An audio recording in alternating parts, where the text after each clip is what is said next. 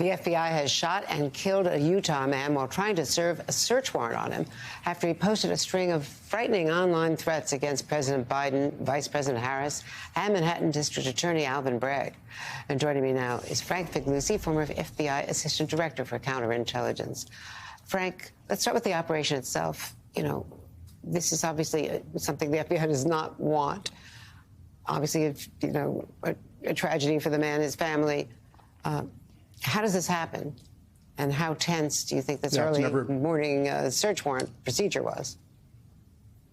Yeah, it's never a good day when there's a fatality in any of these operations. This was a SWAT operation, which now obviously in hindsight was the correct way to handle this. The man, Mr. Robertson, had an arsenal of weapons in his home, multiple long guns, assault weapons, and pistols. Obviously, we've all now read through the affidavit. We've seen the postings on 2 social media platforms that are extremely specific as to time, place, and method of how he would kill Alvin Bragg, the Manhattan DA, and then FBI agents investigating him, and then ultimately the President of the United States, who was hours away from landing in Utah when this went down in the morning. And so the SWAT team approaches this guy. Now, remember, back in March, investigating agents had met with him, tried to get some bearings as to whether this guy meant it or not.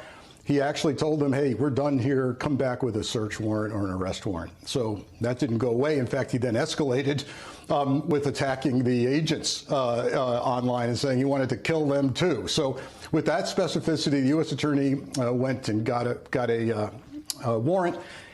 A drone was sent in, a barricade situation started, and then I'm told by sources he reached for a weapon, pointed it at an agent, and that ended the day for this man.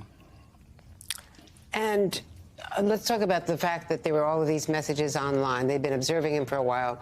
Was the idea that as long as they knew he was at home, they didn't consider him a threat to the Manhattan DA or the President of the United States, who doesn't go every day to Provo, Utah? Right. There's always a balancing here of, hey, how do we handle this, right? We've tried talking to him. He's continuing and escalating. He's not looking like he's traveling. But then, the Secret Service will tell you they literally can't surveil somebody 24/7 who's thinking about and planning to kill the president. So at the point where the president's traveling to the very same state and this guy's getting specific and said, I know he's coming. I'm getting I'm dusting off my sniper rifle, my ghillie suit.